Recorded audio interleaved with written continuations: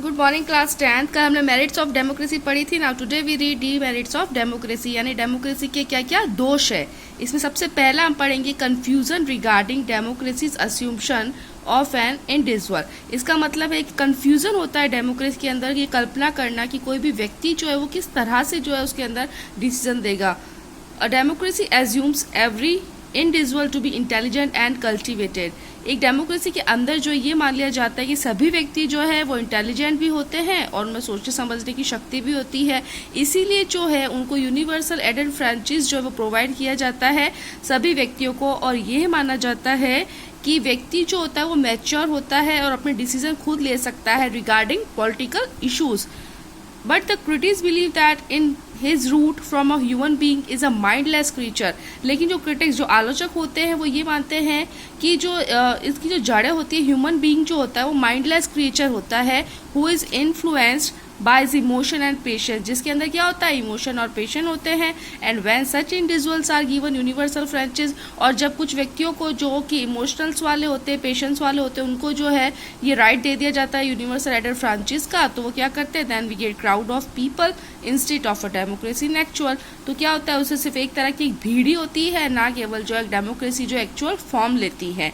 Second is neutrality of intellectual classes. Neutrality निष्पक्ष, intellectual बुद्धिजीवी classes जिसको बोलते हैं। कैसे? There is neutrality of intelligence classes in democracy. In this system there is importance of quantity besides quality. इसके अंदर क्या होती है, क्वांटिटी होती है और दूसरी तरफ क्या होती है, क्वालिटी होती है। क्वांटिटी मतलब कि कितने सारे जो है गवर्नमेंट के लिए जिस तरह से जो रिप्रेजेंटेटिव इलेक्टेड होते हैं, और क्वालिटी की उनमें क्या क्या जो है योग्यताएं हैं। So in this system the intellectual class do not take part properly in society. तो इसीलिए जो भी इंटेलेक्चुअल क्लास जो होती है, जो बुद्धिजीवी जो लोग होते हैं, वो जो है सोसाइटी के अंदर प्रॉपरली पार्ट नहीं ले पाते हैं। Third is confusion in the claim of importance to education. This claim regarding democracy that it provides education of social science, ethics and patriotism to each of its individual is absolutely confusing। ये claim ये करता है कि democracy के regarding जो है जो provide की जाती है एजुकेशन सोशल साइंस की, एथिक्स नैतिक शिक्षा की, पेट्रोटिज्म की, तो वो जो है हर एक व्यक्ति को जो है हमेशा जो क्या करती है कंफ्यूजन में डालती है। एक्चुअल सीन जो होता है इसकी अपोजिट ही होता है। डेमोक्रेसी के अंदर सभी पॉलिटिकल पार्टी जो होती है वो प्रेजेंट करती है अपने opinion every important issue on the basis of its selfish interest. Selfish interest कहते हैं जैसे ही जो है किसी तरह का जो भी चुनाव आता है तब अपना जो है एक तरह का सेल्फिश इंटरेस्ट उसके अंदर दिखाते हैं कि हम आपकी जो है ये मदद करेंगे, लेकिन लास्ट में जब है उनका खुद का सेल्फिश इंटरेस्ट उसके अंदर आ जाता है। And promote it is in the name of welfare of the nation. और वो क्या बोलते हैं कि हम लोग जो भी काम कर रहे हैं वो देश की जो है भलाई के लिए कर रहे हैं। दे पुट एलिगेशन और वन अनदर, वो हमेशा जो एक दूसरे पर ऊपर आरोप लगाते रहते हैं। And provoke the feelings of various people groups to attract them in their favour. जब भी इलेक्शन होते हैं तो हमेशा देखते हैं अपोजिट टीम जो होती है वो एक दूसरे के ऊपर ये इल्ज़ाम लगाती है कि हम इससे बेटर है, हम आपके साथ जो है ये सारी चीज़ें प्रोवाइड करवाएंगे। तो इससे जो जनता की जो फीलिंग होती है तो वो क्या हो जाती है, उनके फेवर में हो जाती है, जो कि उनको एक अट्रैक्ट करना चाहते हैं अपनी तरफ से। Next is confusion regarding democratic freedom and equality. A democracy provide its citizen political freedom and equality। हमेशा डेमोक्रेसी जो होती है वो नागरिकों को स्वतंत्रता और समानता का अधिकार प्रदान करती है, लेकिन ये प्रदान नहीं करती कि इकोनॉमिक फ्रीडम और इक्वलिटी जो है सब लोगों के लिए बराबर है। इकोनॉमिक फ्रीडम और इक्वलिटी की कमी के कारण जो होता है व्यक्ति की पॉलिटिकल फ्रीडम और इक्वलिटी जो होती है हमेशा यूजलेस हो जाती है। पॉलिटिकल इलेक्शन जो होते हैं, लोग जो होते हैं वो wealthy background contest the elections and they are elected due to their power and influence। जब भी डेमोक्रेटिक इलेक्शंस होते हैं तो लोग हमेशा क्या करते हैं, वेल्दी बैकग्राउंड के जो भी होते हैं ना, जो पैसे वाले लोग होते हैं, तो हमेशा जो उनकी पावर और उनकी इन्फ्लुएंस जो है वो सबसे ज़्यादा होती है जब इलेक्शन होते हैं। And when most of the people in a legislature are rich they form such laws which are only the benefit of the wealthy section. और जब कुछ लोग ऐसे होते हैं जो लेजिस्लेचर से रिलेटेड होते हैं और रिच होते हैं, तो वो ऐसे लॉज जो है वो फॉर्म कर देते हैं जो केवल उनके ही सेक्शन के लिए वेल्थी हो या सही हो। In this way the political freedom and equality of the poor section become useless. तो इससे क्या होता है, जो गरीब सेक्शन वाले लोग होते हैं उनकी जो फ्रीडम और इक्वलिटी होती है वो यूजलेस हो जाती है, और इन इकोनॉमी जो होती है वो इन इक्वलिटी, इसीलिए जो इकोनॉमिक जो होती है वो इन इक्वलिटी कहलाती है। Next is side effect of political parties. अब पॉलिटिकल पार्टीज की क्या क्या साइड इफेक्टेड है। पॉलिटिकल पार्टीज जो होती है वो हमेशा कंसिडर करती है इम्पोर्टेंस कि हमारी जो डेमोक्रेसी है वो रनिंग हो रही है, लेकिन यहाँ पर बहुत सारी डीमेरिट्स ऐसी है पॉलिटिकल सिस्टम का, क्योंकि उनकी जो पार्टीज है वो पॉलिटिकल एनवायरनमेंट जो होती है उससे वो हमेशा जो है डेमोक्रेसी को खराब कर देते हैं, पॉलिटिकल कर देते हैं। उनकी जो सैद्धांतिक फॉर्म होता है सभी पॉलिटिकल पार्टीज़ का वो एक नेशनल इंटरेस्ट को लेके फॉर्म्ड होता है, लेकिन जो वो फॉर्म और प्रोपोगेट करते हैं बहुत सारे हम लोग देखते हैं पॉलिटिकल, सोशल और इकोनॉमिक पॉलिसीज जो होती है वो बेनिफिट करते हैं नेशन के लिए एंड इट्स सिटीजन, उनके नागरिकों के लिए। लेकिन एक्चुअल में क्या होता है, पॉलिटिकल पार्टी जो होती है वो इम्पोर्टेंस देते हैं पेट्रोटिज्म को towards their representative party rather than patriotism towards the nation. वो अपने आप को, अपनी पार्टी को ही ज़्यादा इम्पोर्टेंस देते हैं बजाय कि हमारी जो पेट्रोटिज्म टूवर्ड्स द नेशन की जो उसके ऊपर होती है उसके ऊपर वो जो किसी तरह का कोई भी जो इम्पोर्टेंस नहीं देते हैं। Next is irresponsible form of government. अगर हम लोग जो थियोरेटिकल फॉर्म में देखें, डेमोक्रेसी जो होती है वो एक ऐसी गवर्नमेंट होती है जिसमें रेस्पॉन्सिबल होते हैं पब्लिक की तरफ, लेकिन एक्चुअल डेमोक्रेसी जो होती है इसे इररेस्पॉन्सिबल फॉर्म हम लोग देखते हैं गवर्नमेंट का। कोई भी पार्टी जो होती है वो रेस्पॉन्सिबिलिटी नहीं लेती है फेलियर्स का, जो कि डेमोक्रेटिक गवर्नमेंट में जो टेक प्लेस लेते हैं। Whenever a big failure take place the government holds the movements and obstacle put forward by the opposition parties to be reason of such failure. जब कभी भी जो एक बड़ी फेलियर जो है वो टेक प्लेस लेती है तो गवर्नमेंट क्या करती है, मूवमेंट्स करती है और बाधाएं उत्पन्न करती है अपोजिशन पार्टीज के लिए जो कि उसके फेलियर होने का रीजन बने।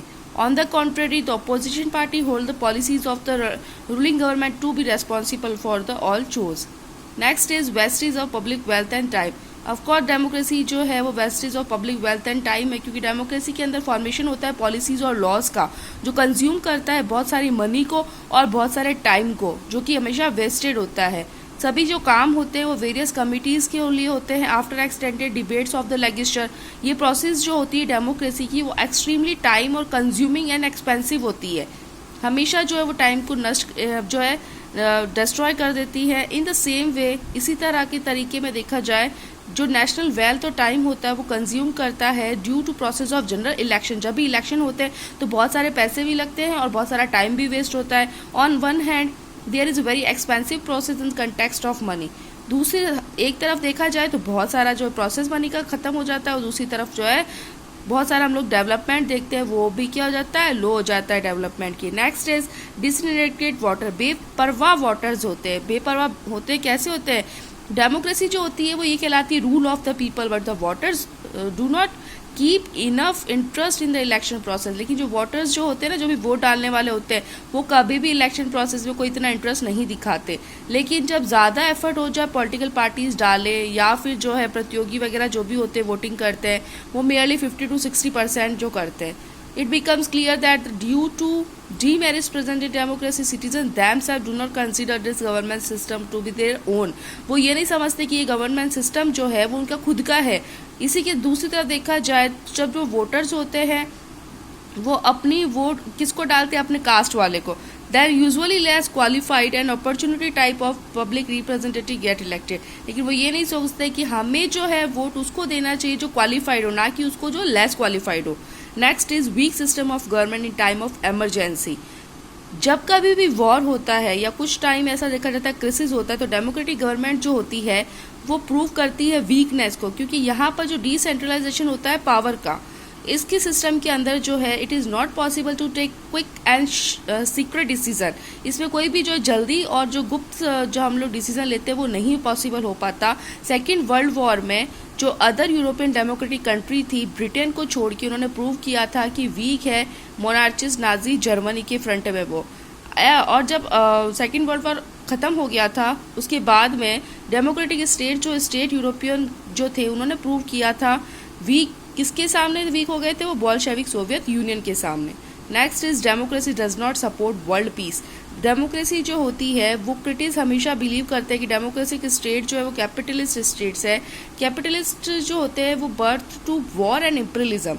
वो हमेशा किसको जन्म देते हैं, युद्ध को और साम्राज्यवाद को, कि अपने साम्राज्य को किस तरह से बढ़ाना है। Therefore democratic states can not be consider as supporters of world peace. वो भी जो है वर्ल्ड पीस को सपोर्ट नहीं करते। हिस्टोरिकल व्यू पॉइंट के अनुसार साथ में ब्रिटेन, फ्रांस और दूसरे जो डेमोक्रेटिक स्टेट है यूरोप के, वो अडॉप्ट करते हैं policy of war and imperialism को। यद्यपि जो है हमारे प्रेजेंट टाइम में जो प्रॉस्पेरस डेमोक्रेटिक स्टेट है यूरोप, वो ऐसा लगता है कि अपोजिशन है वॉर और पॉलिटिकल इम्पेरियलिज्म का। और इसी के साथ जो दूसरी पॉलिसीज़ है वो हमेशा बर्थ देती है एक new form of economic imperialism को। वो हमेशा जो क्या कहलाता है, neo colonialism. Taking help of multinational companies and international economic organisation, ये जो इन्फ्लुएंसिंग होती है इकोनॉमी की वो अफ्रीका और एशिया में होती है उनके फेवर में। इसीलिए जो बोल्शेविक फिलोसोफर होते हैं वो बिलीव करते हैं कि मॉडर्न टाइम में ही डेमोक्रेसी और कैपिटलिज्म जो है वो ज्वाइंट होते हैं एक दूसरे के साथ में, and this is a danger for world peace. और ये जो है हमारे वर्ल्ड की शांति के लिए बहुत ही बड़ा डेंजर है। Okay, now is essential condition for the success of democracy. तो जो है डेमोक्रेसी की सबसे ज़्यादा आवश्यक शर्तें क्या हैं, ये हम पढ़ेंगे कल। Till then, thank you.